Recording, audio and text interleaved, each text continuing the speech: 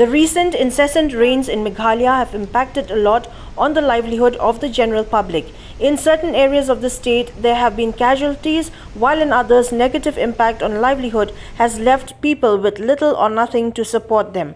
River Umngot in Dauki was also in spate due to the unexpected downpour that lasted for 3 days.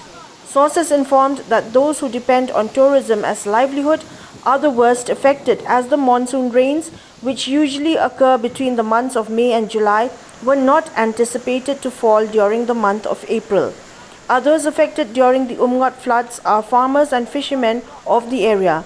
It was also informed that a huge financial loss is estimated to have been incurred, as belongings and other materials like boats, tents and utensils were swept away by the floods.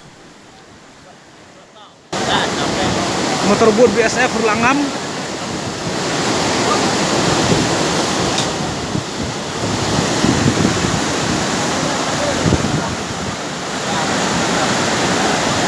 Kaling sulat lahir na. Sulat lahir jumpa alam lahir laideli. Laideli tu mga. Ya. Lem.